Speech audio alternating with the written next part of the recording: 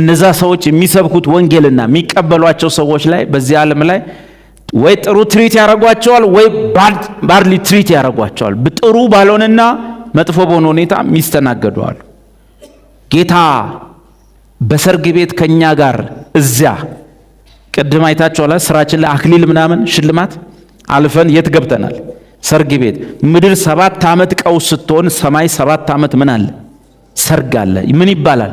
የበጉ ሰርግ። ተነጥቀናል። እኛ እዛ ነን። ሃሌሉያ ደስ ይበለን። የበጉ ሰርግ ደርሷልና ሚስቱም ማነች? ቤተ ክርስቲያን ራሷን አዘጋጅታለች። ደስ ይበለን። ወደዛ የበግ ሰርግ ራት የተጠሩ ሁሉ ምኖች ናቸው? ብፁዓን። እኛ እዛ ነን። ጳውሎስ ምን አለ? ሕይወታችሁ የሆነው ክርስቶስ በሚገለጥበት ጊዜ እዚህ ምድር ላይ ሊፈርድ እናንተም ከእርሱ ጋር ያን ጊዜ በክብር አብራችሁ ትገለጣላችሁ። እኛ ከእርሱ ጋር ልንፈርድ የምንመጣ እንጂ ፍየልና በግ መደብ ልንመደብ ምንቀመጥ አይደለም። ቤተ ክርስቲያን እኮ ነን እኛ። የበጉ ሚስት እኮ ነን። የአካሉ ብልቶች እኮ ነን። ክርስቶስ በቀኙ ተቀምጧል። ሄዶ በእግዚአብሔር ቀኝ ተቀምጧል። እኛ የት ነን ያለ ነው? ወዮ ሲመጣብን የት ነን ያለ ነው? እሺ ብቻውን አይመጣም በሉ። ሲሞት በሉ አብሬ ሞቻለሁ ይላል መጽሐፉ ይላል። ከእርሱ ጋር ሞታችኋል ይላል። ኧረ ሲሰቀል ራሱ ከእርሱ ጋር ተሰቅላችኋል ይላል። ተሰቅላችኋል፣ ሞታችኋል፣ ከእርሱ ጋር ተቀብራችኋል፣ በጥምቀቱም ከእርሱ ጋር ተቀብራችኋል ይላል። ከእርሱ ጋር አስነሳን ይላል። ከዛ እሱ ሲሄድ ግን መሬት ላይ ጥሎን ሄደ የሚል አለ የለም? አስነሳን ነው የሚለው። ካስነሳንስ በኋላ ሕይወታችሁ ከእርሱ ጋር በእግዚአብሔር ቀኝ ተሰውሯል። የት ናቸው? ከእርሱ ጋር በቀኙ አስቀመጠን። ይመጣል። ሲመጣ ጥሎን ነው የሚመጣው ነው ወይስ ይመጣብናል? እዛ ነን አይደል ያለ ነው። መጽሐፍ እንዲለን በምድር ላይ እንደሚኖር ሰው ስለምን ለሰው ስርዓት ትገዛላችሁ? በምድር እንደሚኖር እና የት ነን ያለ ነው? አቤት በእግዚአብሔር ቀኝ ምን ብለናል? ተቀምጠናል። እና ስለ ፍርድ ቀን ስናስብ ምን እናስብ? በምድር ላይ ኢየሱስ ይሄን ምድር ሊያብላላው ይመጣል እና ምን እንዴት እናስብ? አቤት መጽሐፍ በፍርድ ቀን ድፍረት ይሆንልን ዘንድ ፍቅር በዚህ በእኛ ዘንድ ተፈጸመ። እግዚአብሔር እኛ እንደወደድነው ሳይሆን እሱ እንደወደደን በፍርድ ቀን ምን ይሆንልን ዘንድ ድፍረት ይሆን። እኔ ግን ፈራለሁ የሚል ሰው እግዚአብሔር ፍቅር ነው። እግዚአብሔር በፍጹም ልቡ አፍቅሮናል። ቀጥሎሳ የሚፈራ ሰው ግን እግዚአብሔር በፍጹም ፍቅሩ እንደወደደው ገና ያላረጋገጠ ሰው ነው። ጭራሽ ምን ይላል? በእንደዚህ አይነት ፍርሃት ላይ ምን አለው? ቅጣት አለው። አንተ ፈርተህ ሞተሃል ጸባይ ለማሳመር። እግዚአብሔር ግን በልጄ የጨረስኩትን አላመንክም? አዎ ምንም ቢሆን ጌታ ሆይ እኔ እኮ ማረባ ነኝ እኮ። ለማትረባው ላንተ የጨረሰውን አታውቅም? አታምንም? አይ ጸባይ ያስፈልጋል። ጸባይ መጽሐፉ ምን ይላል? ፍርሃት ቅጣት አለውና የእግዚአብሔር ፍጹም ፍቅር ግን ፍርሃትን አውጥቶ ይጥለዋል። ብንጸና ከእርሱ ጋር አብረን ምን እንሆናለን? እንነግሳለን። መጽሐፍ ምን ይላል? እንኳን የትዳርን ጉዳይ ገና በመላእክት ሁሉ ላይ እንደምንፈርድ አታውቁምን? እግዚአብሔር ይመስገን። ሕይወታችሁ የሆነው ክርስቶስ በሚገለጥበት ጊዜ እናንተም ከመሬት ሆናችሁ ታንጠራርታችሁ ታዩታላችሁ ይላል አይልም? ምንድን የሚለው? ይሄ ቄሶቹ ያጋቡብን ነው። መጽሐፉ ምን ይላል? ቆላስይስ ምዕራፍ 3 ሕይወታችሁ የሆነው ክርስቶስ በሚገለጥበት ጊዜ በዚያን ጊዜ እናንተም ከእርሱ ጋር አብራችሁ በክብር ትገለጣላችሁ። አሜን። ክርስቶስን ያመንነው ለዚህ። ስለዚህ ከ7 ዓመት በኋላ ከእርሱ ጋር በክብር እንገለጣለን። ግን 7 ዓመት ሙሉ ቀውስ ነው። በዚህ ጊዜ ውስጥ የሚሰበክ ወንጌል አለ። ያን ወንጌል የሚቀበሉ አሉ። እነዛ ሰዎች ምን ይባላሉ? የልዑሉ ቅዱሳን። ከዳንኤል ጀምሮ ነው የሚጠናው። ከዛ ሕዝቅኤል፣ ከዛ የልዑሉ ቅዱሳን በአዲስ ኪዳን ለእነዚህ ታናናሽ ወንድሞቼ ያደረጋችሁት ለእኔ አደረጋችሁት ይላቸዋል። ፍርዱን እኒ ባልተነጠቁ ሰዎች ላይ የሚፈረድ ይሄ ቃልዮት የጻፈችው መጽሐፍ ላይ በሕይወት በሚገኙ አሕዛብ ላይ የሚደረግ ፍርድ ብለዋለች። ጥሩ ነው። የእውነት ቃሎችም እንደዛው ነው የጻፉት። እንዲገባን እኛ ደግሞ ባልተነጠቁ ሰዎች ላይ የሚፈረድ ወይም በሕይወት እዚህ ምድር ላይ እኛ ስንሄድ በሚቀሩ ሰዎች ላይ የሚፈረድ ፍርድ ነው። ማንነት ማን ላይ ነው ፍርዱ የሚፈረደው? ባልተነጠቁ ሰዎች ላይ፣ አሕዛቦች፣ ህዝቦች ላይ፣ ኔሽንስ ላይ፣ እኛ ስንሄድ ምድር ላይ በሚቀሩት ላይ። ምክንያቱ በ7 ዓመት ውስጥ የሚሰበከውን የመንግስቱን ወንጌል ባለማመንና ያመኑት ላይ በሚያደርጉት ጥሩ ያልሆነ ሁኔታ። ቦታ ጥቅሶች አሉ። የብሉይ ኪዳን መጽሐፍ የኢዮሳፍጥ ሸለቆ ይለዋል። አርማጌዶንም ተብሏል። ማቴዎስ 25 ላይ ንጉሱ በዙፋን ላይ ይቀመጣል፣ ደብረ ዘይት ላይ ይመጣል። መጽሐፍ ኢየሱስ ከደብረ ዘይት ተራራ እንዲህ ሲወጣ እንዲህ አንጋጠው ሲያዩ ሁሉም መልአክ መጥቶ ምን አላቸው? 2 መላእክት መጥተው እናንተ ሰዎች ስለምን እንዲህ ትኩር ብላችሁ ታያላችሁ? እንዲህ ሲሄድ ያያችሁት ኢየሱስ እንዲሁ ተመልሶ ይመጣል። አሁን ከዘካርያስ ጋር ማገናኘት። ዘካርያስ ላይ ምን ይላል? አምላኬ እግዚአብሔር ከቅዱሳኑ ጋር ይመጣል፣ እግሮቹም የደብረ ዘይትን ተራራ ይረግጣሉ። ከማን ጋር ይመጣል? ከቅዱስ። ዘካርያስ ምዕራፍ 14 ማለዋት አምላኬ እግዚአብሔር። አርማጌዶን ሲባል ሰምተናል። አርማጌዶን የዚህን የምድር ይሄ ዲሞክራሲ ምናምን ስልጣኔ ቴክኖሎጂ ብሎ የሚለውን የፖለቲካውን ስርዓት የሚደመስስበት ቦታ ነው። ኢየሱስ የሚያጣው ካፉ በሚወጣ ቃል በጣም የሚገርም ነገር ከፊታችን አለ። እኛ እስክንሄድ ነው የሚጠበቀው። ኢየሱስ ለዚህች ዓለም የደገሰው ምርጥ ድግስ አለ። ለናቁት፣ ለሰለጠኑት፣ አወቅን ላሉት ክርስቶስ ማን ነው? እግዚአብሔርስ ማን ነው? የእግዚአብሔርና የመሲሁን ቀንበር ከላያችን ላይ ጥለናል፣ ዲሞክራሲ ላለው ዓለም ድግስ አለ ከፊቱ። አሪፍ ድግስ። ፍርዱ የሚመረኮዝበት መሰረታዊ መርሆ ይላል ክርስቶስ ወንድሞቼ ብሎ ለሚጠራቸው የተደረገላቸው አያያዝ ነው። ማቴዎስ 25ን እናወጣና እናነባለን።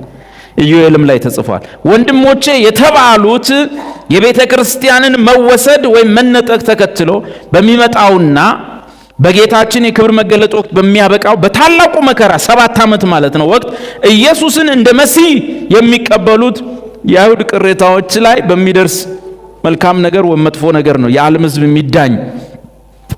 የዚህ ማስረጃ በጣም ሰፊ ስለሆነ አሁን እዚህ መጥቀስ አይቻልም ይልና ይሁንና እነዚህ ወንድሞች የተባሉት የዚህ ዘመነ መግቦት አማኞች አይደሉም። የዚህ የጸጋ ዘመን አማኞች አይደሉም ወንድሞች የተባሉት። ምክንያቱም ለአማኞች የሚያደርጉት የርኅራኄ ተግባር ለኢየሱስ ለራሱ የሚደረግ አገልግሎት መሆኑን የማያውቁ እንደዚህ በርካታ ቁጥር ያላቸውን ክርስቲያኖች ማግኘት አይቻልም። ምክንያቱም ማቴዎስ 5 ላይ ያሉት ይጠይቁታል፣ እነማን ናቸው ወንድሞች ምናምን እንደዚህ ብሎ የሚጠይቅ ክርስቲያን ማለት ለአንተ ማደርገው ነገር ለጌታ ማደርገው እንደሆነ ይሄን ማያውቅ ክርስቲያን የለም። እነዛ ግን ይመጣል፣ ንጉሱ ቁጭ ይላል፣ የናቁት ናቸው፣ አያውቁትም። ለዚህ ምን ማለት ነው? አንተን የታይተን ነው የሚሉት ክርስቲያኖች አይደሉም ነው የንባቡ መንፈስ። ማቴዎስ 25 ቁጥር 46 ከዛ በኋላ ከነጩ ዙፋን ፍርድ ጋር እንዴት እንደሚላይ ይሄ ብዙ ሰው የሚያስበው ማቴዎስ 25 የዓለም መጨረሻ በቃ መጨረሻ ሰዎች ከሙታን ተነስተው እስላሙ ክርስቲያኑ በግና ፍየል ሆኖ ተመድበው ይመስላል። አይደለም። በ7 ዓመት መከራ ውስጥ እዚህ ምድር ላይ እኛ ስንነጠቅ በሚቀሩ ህዝቦች ላይ የሚፈረድ ፍርድ ነው። ምናልባት ዝርዝር ጽሑፉን ሀብቴ ጽፎ ቴሌግራም ላይ ለጠፈው ይመስለኛል። እኛ የዓለም ፍጻሜ ላይ ያለው ፍርድና ይሄ የ7ቱ ዓመት ማብቂያ ላይ የሚመጣው ፍርድ መለያዎቹን በነጥብ አሳያቸዋለሁ። ማቴዎስ 25ን ግን ላንበው አእምሯችን ውስጥ እንዲቀር። ማቴዎስ 25 ከታላቁ መከራ በኋላ የሚመጣው የሰው ልጅ እችን ስሙ በደንብ ለብዙ ዓመት ባለማስተዋል ዝም ብለን ምን ማለት ነው እያለ የምንቀመጠው ጥቅስ መሆን የለበትም። የሰው ልጅ በክብሩ በሚመጣበት ጊዜ ከእርሱም ጋር ቅዱሳን መላእክቱ ሁሉ በዚያን ጊዜ በክብሩ ዙፋን ይቀመጣል። በደንብ ስሙ እሺ። ይመጣል የሰው ልጅ ኢየሱስ በምኑ ይቀመጣል? አቤት በክብሩ ዙፋን ይቀመጣል። በኋላ የምናየው በዓለም ፍጻሜ ያለ ፍርድ አለ። ኢየሱስ አይመጣምም፣ መጥቶ ከመጣ በኋላም በዙፋን ላይ አይቀመጥም። በኋላ የምናየው ኦልሬዲ የተቀመጠበት ነው። ይሄኛው ግን ይመጣል፣ በዳዊት ዙፋን የምንለው በክብሩ ዙፋን ላይ ይቀመጣል። ቁጥር 42 አሕዛብም ሁሉ በፊቱ ይሰበሰባሉ። እንግሊዘኛው ምን ይላል? all the nations will be gathered before him። በዓለም ላይ ያሉት ኔሽንስ በሙሉ በንጉሱ ፊት ሊፈረድባቸው ይሰበሰባሉ። እረኛም በጎቹን ከፍየሎች እንደሚለይ እርስ በርሳቸው ይለያቸዋል። በጎቹንም በቀኙ ፍየሎችንም በግራው ያቆማቸዋል። ነግሬ ያለውኝ እዚህ ውስጥ ክርስቲያን የለም። በጣም ብዙ ዓመት ስለሰማችሁት እዚህ ውስጥ ራሱ አንተ ያለ እየመሰለን ምሰማኝ አውቃለሁ። ብዙ ዓመት እንደዛ ስለሰማችሁ በየትኛውም የሥነ መለኮት ትምህርት ውስጥ ይሄ የዓለም ፍጻሜ ፍርድ አይደለም። የንጉሱ መምጣትና በክብሩ ዙፋን መቀመጥ በዓለም ሕዝቦች ላይ የሚፈርደው ጀጅመንት ነው። ባልተነጠቀው ዓለም ላይ የሚፈርደው የሚፈረድበት ምክንያት ራሱ በእኔ ስላላመናችሁ የሚል አይደለም። በደንብ እየሰማችሁ በእኔ ባለማመናችሁ ነው የሚል አይደለም። የፍርዱ ምክንያት ለሆኑ አካላት አሉ ታናናሽ ወንድሞቼ ያላቸው ለነሱ በሚደረግ ያደረጋችሁት ወይም ያላደረጋችሁት ትሪትመንት የሆነ አካል ኢየሱስ በዚህ ቦታ ላይ የሚፈርደው በእኔ ስላላመናችሁ በሕይወት መጽሐፍ ላይ ስማችሁ ስላልተጻፈ አይደለም።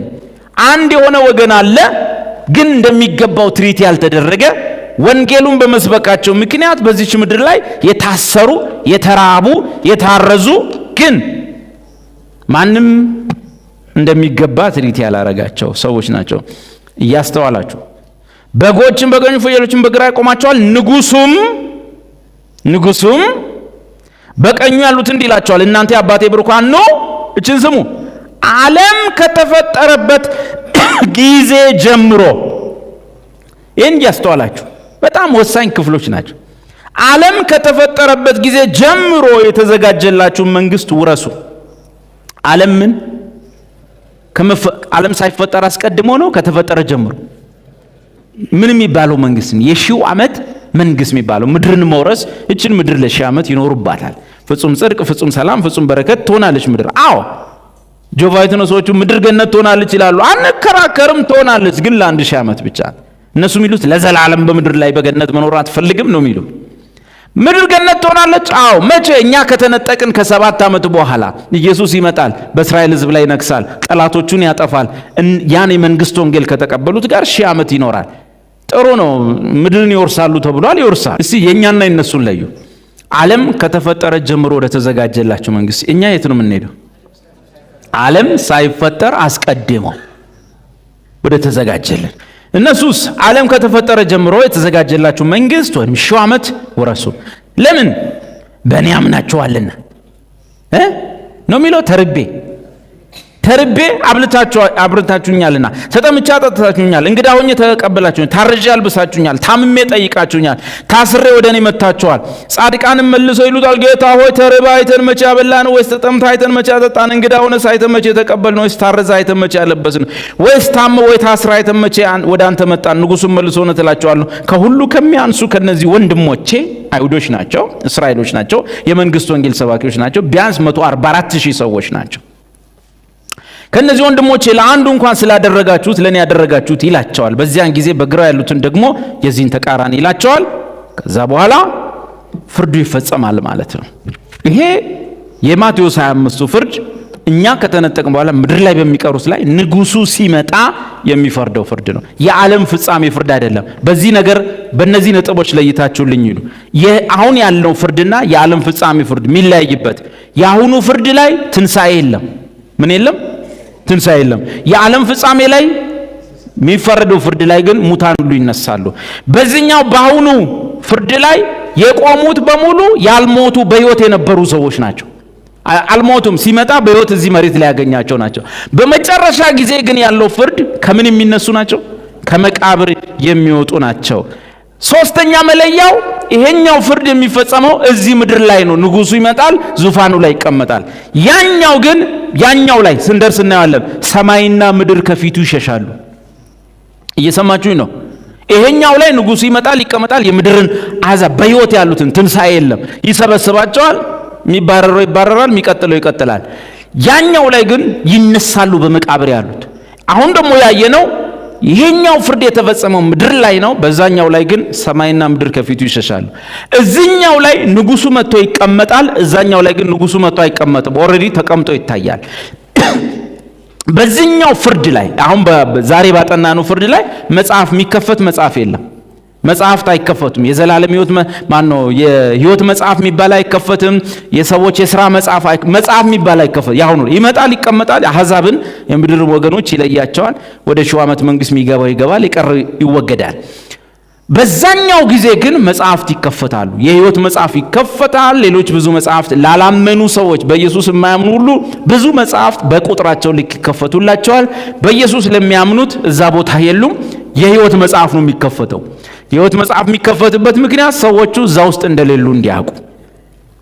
በዚህኛው በአሁኑ ላይ የምትለዩበት በአሁኑ ክፍል ላይ 3 ክፍሎች አሉ ፍርድ ውስጥ የተካተቱ ፍየሎች፣ በጎችና ወንድሞቼ የተባሉት አይደለም አሁን ያነበብነው።